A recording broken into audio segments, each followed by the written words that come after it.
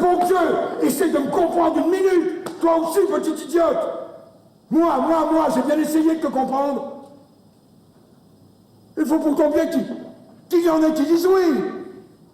Il faut pourtant bien qu'il y en ait qui mènent la barque. Bonjour à tous. Vous l'avez compris en écoutant ce très court extrait d'Antigone issu d'une mise en scène de Robert Hossein, cet extrait est lourd, dense, chargé d'une tension particulière propre à la tragédie. Alors, la tragédie, c'est quoi? Bonne question, merci d'avoir posé. Depuis la Grèce antique jusqu'au XXe siècle, une tragédie a pour vocation au théâtre de mettre en scène l'homme face à son destin.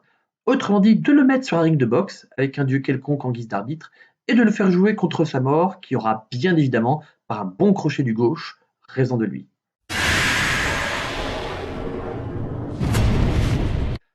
L'objectif est là, mettre l'homme face à son destin et le faire mourir pour nous faire réaliser, nous spectateurs, que tout est déjà écrit à l'avance. Trop c'est trop. On peut pas accepter. On peut pas accepter ça. Bah oui, mais qu'est-ce que vous voulez? On est dans une tragédie, hein, et étymologiquement, la tragédie signifie le cri du bouc. Bon, ou le cri d'une chèvre, si vous n'avez rien d'autre sous la main.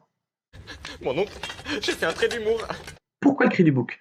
Car c'était cet animal que l'on choisissait dans les temps antiques, lors des sacrifices, pour apaiser les colères divines. J'ai fait ce que m'ont demandé les dieux. C'est vrai? J'ai tué un centaure, un minotaure et une hydre pour vous sauver. Et puis tu sacrifieras aussi cette femme pour apaiser notre colère. Oh merde! Moi? Ah bah non, j'ai fait du chemin, moi! Et là, ce n'est plus les dieux qu'il faut apaiser, mais la colère des personnages eux-mêmes. Je suis colère, les enfants, je suis colère. Je suis violence parce que je suis trahison. Car ce qui fait que cette pièce, entre autres, est passée à la postérité, c'est justement parce que cette colère ne se pense plus par rapport aux dieux. Du reste, dans Antigone, il n'est jamais question des dieux. Cette colère, elle se situe par rapport à la manière dont elle nourrit ou détruit l'identité des personnages eux-mêmes. Et ces colères, dans le Antigone d'Anouilh, celle d'Antigone et de Créon en tête en tous les cas, symbolisent encore aujourd'hui quelque chose de plus fort que les vieilles traditions multimillénaires.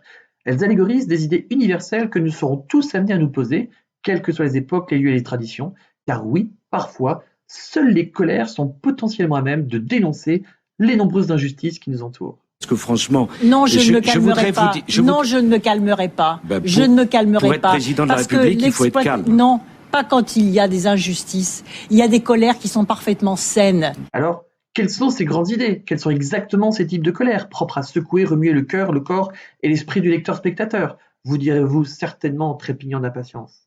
J'en sais rien, ouais. Quelles que soient les réponses que nous allons apporter à ces questions, sachez qu'avec une si belle entrée en matière, vous devez très certainement vous dire « Oui, bon, d'accord, mais je fais quoi, moi, comme introduction, avec un texte pareil ?» Pas de panique. Sachez de toute façon que pour n'importe quel texte, une bonne introduction d'une explication linéaire, c'est une accroche, un passage que vous jugez emblématique issu du texte, une contextualisation, à quel moment de l'histoire cet extrait a-t-il eu lieu dans le livre, quand est-ce que cette pièce a-t-elle été écrite, publiée ou jouée, appartient-elle à un mouvement littéraire, etc. Et enfin, un découpage, à savoir les grands axes du texte regroupés autour de plusieurs lignes et d'une idée commune. Est-ce que c'est compris? Oui? Mais j'ai bien compris, là, j'ai bien compris. Alors c'est parti pour une introduction type d'une explication linéaire, en l'occurrence ici la tirade de Créon à Antigone sur le pouvoir et la difficulté, l'impossibilité à gouverner. Pour expliciter mon propos, je vous mettrai un petit bandeau visuel intercalé entre chaque étape à suivre. Est-ce que vous êtes prêts? Et je suis prêt, je suis prêt, je suis prêt! Il faut pourtant qu'il y en ait qui mènent la barque. Cela prend l'eau de toutes parts, c'est plein de crimes, de bêtises, de misère. C'est par cette métaphore de la barque prête à couler que Créon évoque le pouvoir à sa nièce Antigone. Une vision plutôt sombre des responsabilités, induisant l'idée selon laquelle toute personne en quête de pouvoir doit obligatoirement faire des compromis et, au pire, renier pour le bien commun ses convictions les plus profondes. Créon ne finira-t-il pas, tout roi qu'il est, par faire tuer sa nièce, précisément parce qu'elle aurait présenté un trouble à l'ordre public en s'opposant frontalement à son oncle?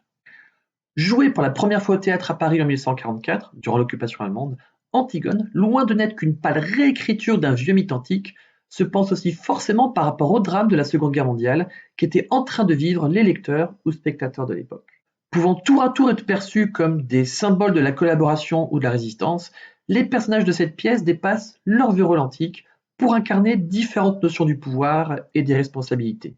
Radicalité et absence de compromis pour Antigone, compromis jusqu'à parfois renier des valeurs essentielles pour le supposé bien de tous concernant Créon. Dans le passage que nous allons étudier, Créon va vainement tenter de montrer que seule sa vision du pouvoir est la meilleure, ou en tous les cas la moins pire, pour permettre à tous les concitoyens de vivre en paix. Pour une meilleure lisibilité de notre analyse, nous pourrons découper ce texte en deux parties. La première allant de « Mais bon Dieu, essaie de comprendre une minute, toi aussi, petite idiote » à « Il faut pourtant qu'il y en ait qui mènent la barque ». La deuxième partie, elle, ira de « Cela prend l'eau de toutes parts » jusqu'à la fin de l'extrait, à savoir « Est-ce que tu le comprends, cela ?»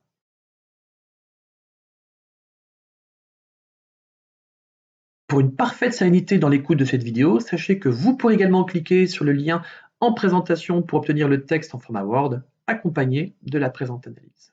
Ceci étant dit, maintenant, il vous reste l'explication linéaire à faire. Alors, après avoir lu le texte, concrètement, on fait quoi?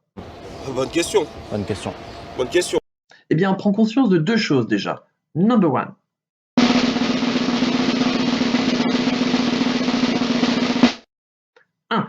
On ne se limitera surtout pas à l'interprétation historique de ce texte, genre Créon en acceptant le compromis qui symboliserait le maréchal Pétain. Maréchal, nous voilà. Ou bien qui symboliserait une espèce d'Hitler d'opérette parodie de dictateur sombre et ridicule. Et Antigone, elle, en voulant systématiquement s'opposer, n'incarnerait pas seulement une forme de résistance, comme une espèce de Jean Moulin au féminin. Entre ici, Jean Moulin, avec ton terrible cortège.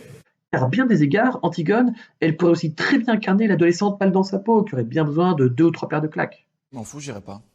Quoi?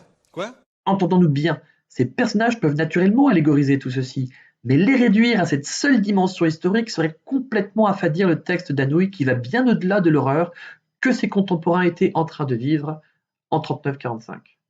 Et enfin, number two.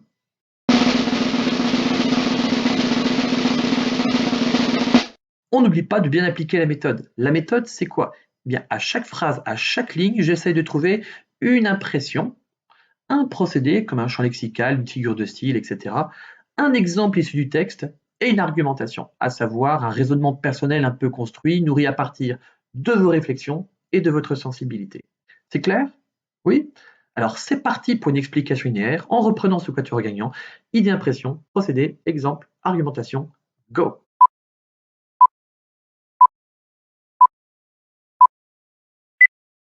Dès les premières lignes, je constate que tout est mis en place pour montrer la violence, la fébrilité et la tension entre les deux personnages.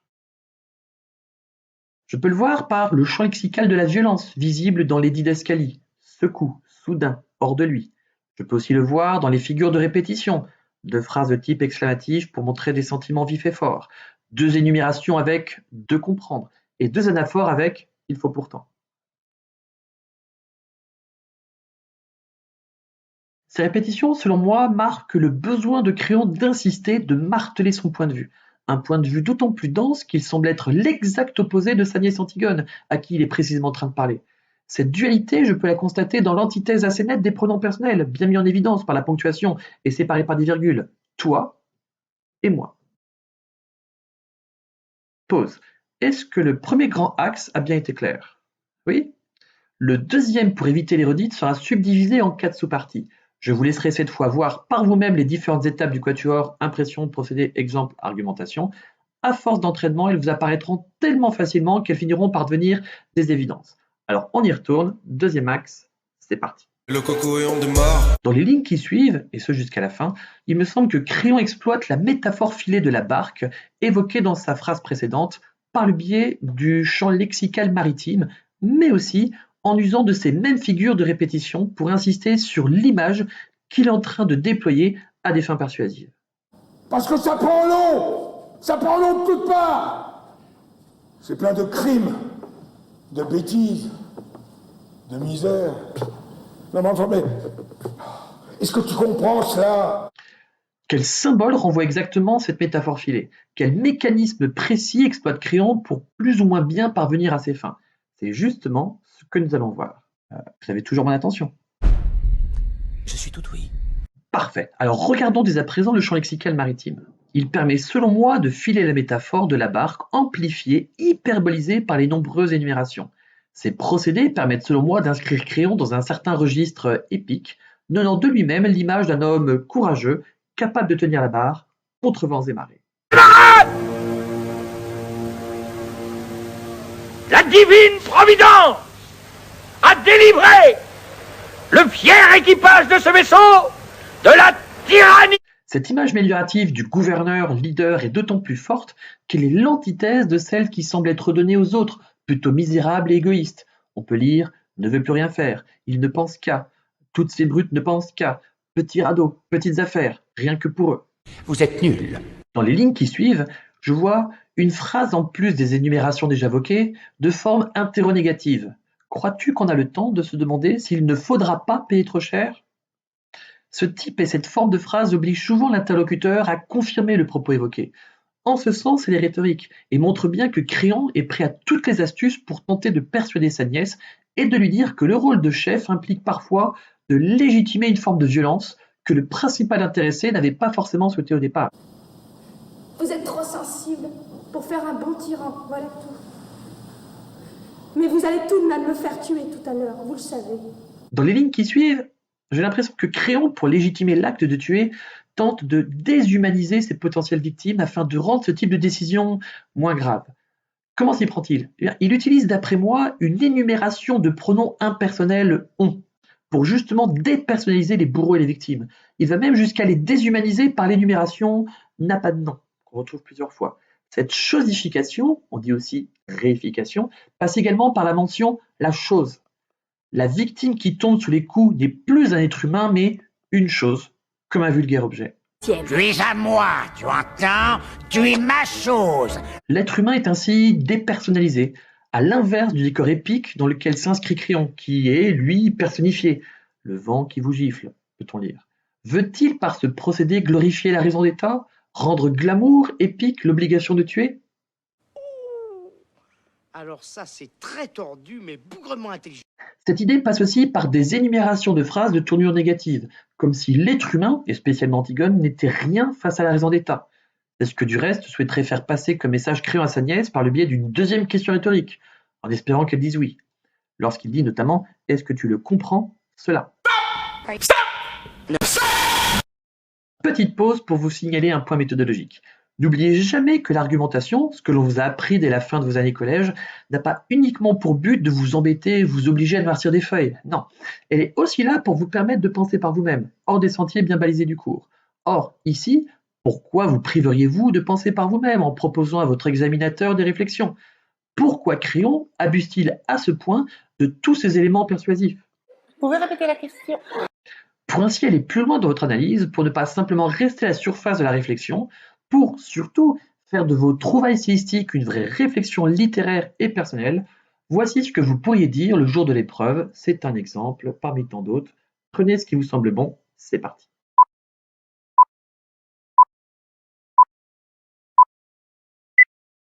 Tous ces procédés persuasifs montrent ainsi l'ambiguïté de ce Créon, tout à la fois allégorie du mauvais chef collaborationniste. En 1944, les spectateurs pensaient voir sous ses traits le maréchal Pétain. Maréchal, nous voilà. Ou bien l'allégorie de l'homme noble qui se sacrifie pour faire le sale travail à la place des autres. Je fais un sale métier, mais j'ai une excuse. Je le fais salement. Entre bonheur individuel et nécessité de s'affirmer soi-même, allégorisé par Antigone, et obligation de se soumettre à la raison d'État pour vivre ensemble, allégorisé par Créon, ces personnages semblent plus poser de questions qu'ils ne donnent de réponses. Toute la difficulté du metteur en scène sera donc de choisir dans cet entre-deux. Créon, est-il un saint homme ? Est-il l'exemple du collaborationniste ? Ou bien est-il un petit mélange des deux ? Je suis impressionnée. À partir de là, la dernière chose qui nous reste, c'est la conclusion. Et puis en plus, je sens que ce soir, je vais conclure. Une bonne conclusion dans une explication linéaire, c'est quoi ? C'est assez simple. Une bonne conclusion, c'est une reprise générale des grands thèmes dominants soulevés dans le texte, ici le pouvoir, la solitude, la nécessité ou non de recourir au compromis pour le bien de la communauté, et une ouverture. Une ouverture, c'est quoi ? Une ouverture, c'est ou bien un lien avec un autre livre, un autre texte, une autre œuvre artistique, cinéma, peinture, sculpture, tout type d'art en général, ou bien une reproblématisation. c'est-à-dire une reformulation des grandes questions que soulève cet extrait, ou bien les deux. C'est compliqué, mais c'est compliqué. Vous croyez pas qu'on a autre chose à foutre? Non mais attendez, hein, pas de panique, ça a l'air technique comme ça, mais c'est assez facile. Allez, comme je suis sympa, je vous donne un exemple de conclusion en vous mettant tout dedans. Reprise générale des grands thèmes dominants et lien avec une autre œuvre, en l'occurrence ici, la mise en scène de Robert Hossein, dont vous avez vu quelques passages au sein de cette vidéo. C'est parti.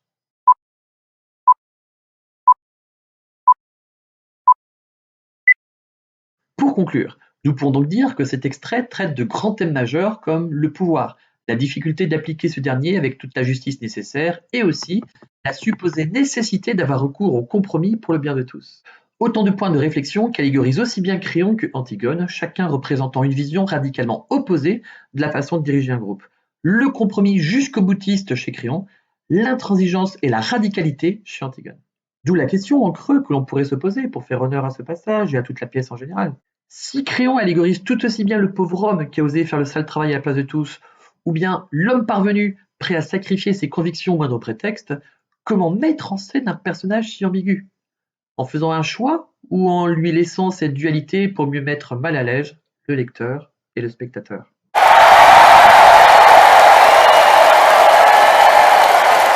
Voilà, j'espère que cette vidéo vous a plu. Elle a été fabriquée avec les moyens du bord. Si elle vous a aidé, j'en suis très heureux. Et si vous avez une bonne note, n'oubliez pas en fin d'année de trinquer au moins un tout petit peu à ma santé.